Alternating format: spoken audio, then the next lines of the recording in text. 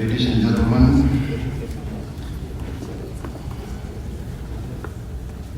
attendees of the Indonesia-Brazil Business Forum, thank you very much for this occasion. Thank you very much for the organizers. And thank you very much, distinguished guests who I understand come from other parts of Brazil. And today is a Sunday. I'm confused. I don't know the days anymore. Yes, because I just carry out what my team tells me what to do. So I really appreciate it on a Sunday for all of you from Brazil. I understand Sunday is a sacred day, but you make the effort to come here and to meet us. So I'm very honored. As you know, Indonesia and Brazil, I think we have many common, let us say, common elements between us. We are relatively big countries. We have big population. We have big resources. Brazil is quite advanced in its industries. We are trying to catch up. We want to industrialize. And I think we can have a good synergy between us. We can have a good symbiotic relationship. And we have common interests together.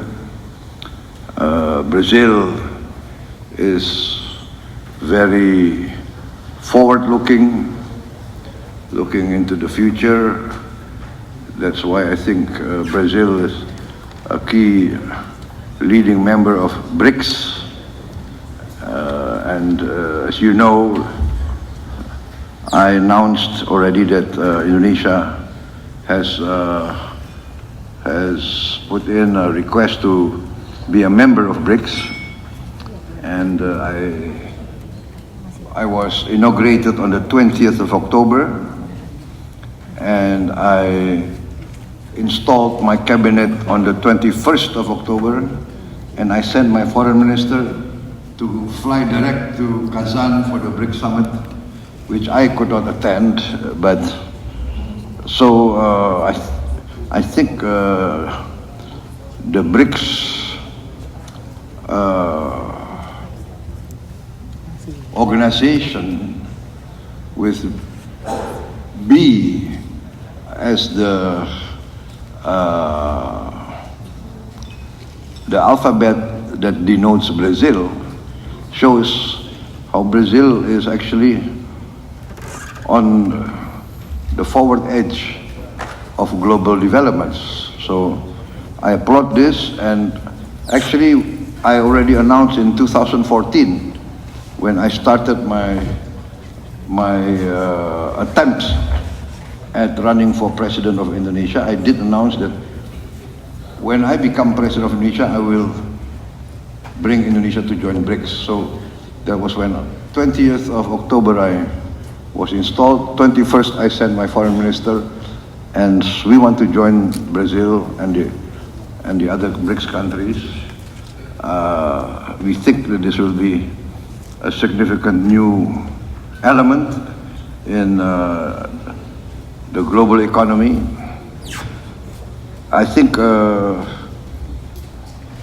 Mr. Ailangga, you already addressed the forum today? Belum? No, Pak Hashim sudah. Well, Mr. Hashim has already spoken to you, so I think he has covered everything, so I don't need to make too many comments. What do you think? I will just give a few remarks, and I better give the floor to you so that I answer your questions. I think it's better that way, right? But anyway, in general, I think I myself am very optimistic. I'm bullish. I've seen the figures. I've seen the plans, and I have focused on what I consider the strategic, fundamental elements of a strong, modern country. First, I see, as every leader must see, that a country must feed its own people. There is no use to have a state, to have a republic, to have a government who cannot feed its own people. This is so fundamental. It's part of my belief for many years. A country must be able to feed its own people. Therefore, food security is foremost in my my strategy. And this is in line with the theme of the G20 summit, to fight against poverty and hunger. So I am completely in line with your president's thinking and your president's strategy. Growth, yes. Prosperity is our goal, but there is no use for high growth if the majority of the people cannot enjoy that growth. If the wealth is only held by the very, very few, in my opinion, that is a recipe for a failed state. That is my conviction.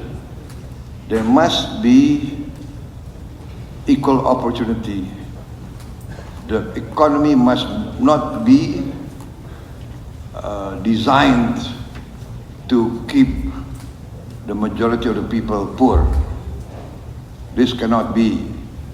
We cannot accept hunger.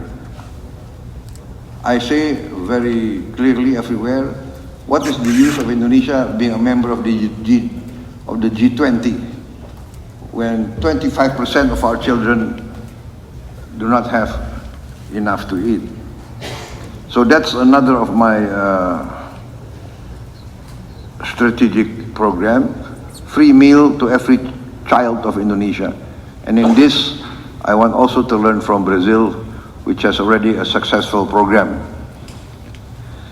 So I have asked my team to arrange with your ambassador to Indonesia.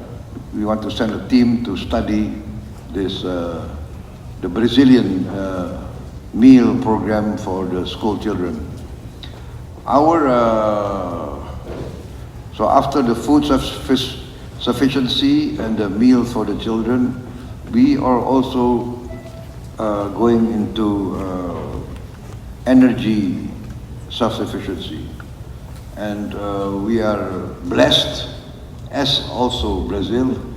Maybe we are, I think we are only 2 or 3 countries in the world that can be very soon self-sufficient in green energy and renewable energy.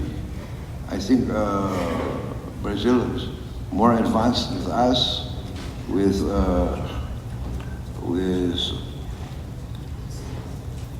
the use of biofuel, energy from plant-based, and you're very successful in the ethanol, and we are going into biodiesel, producing diesel from palm oil.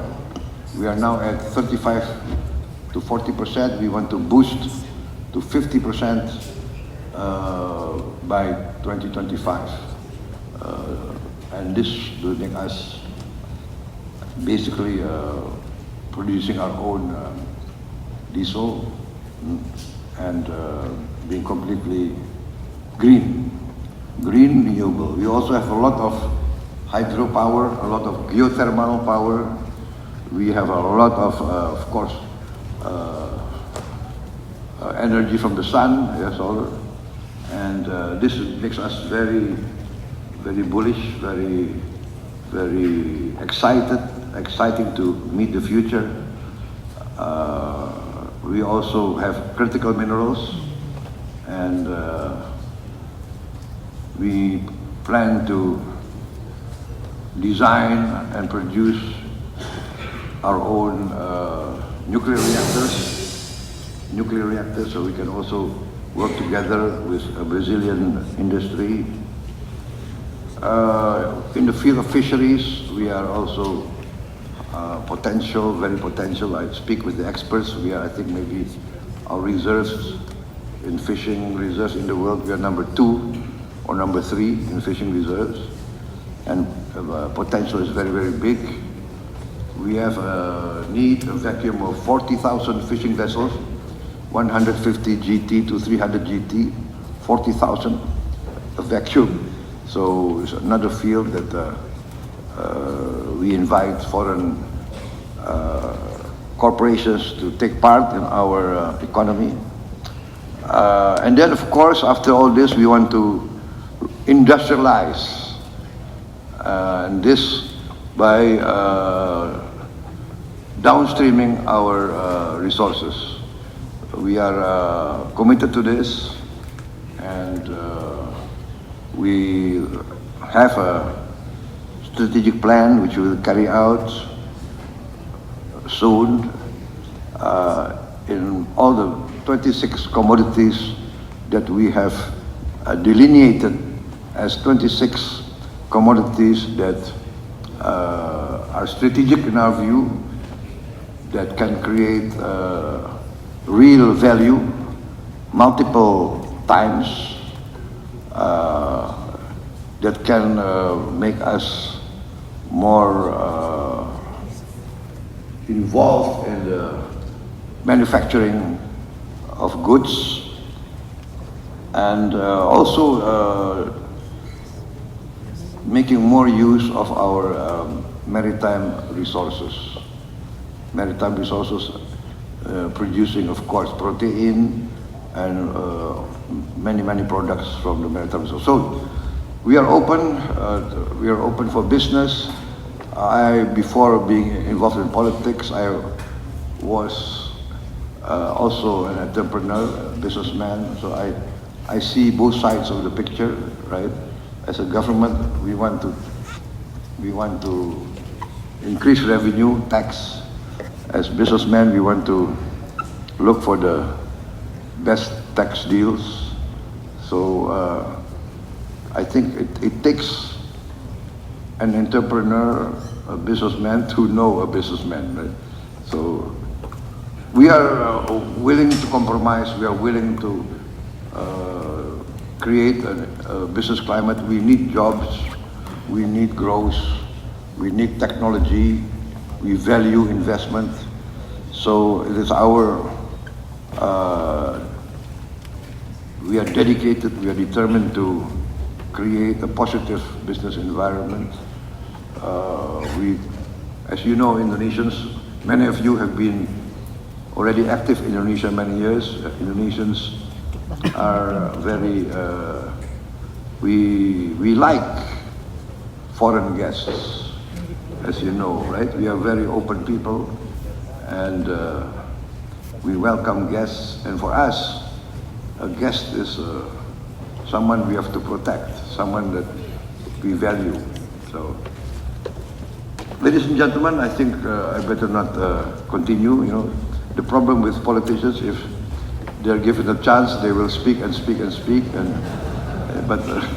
So I will conclude my remarks, and then I will make myself available if you have any questions you want to direct to me. Thank you very much.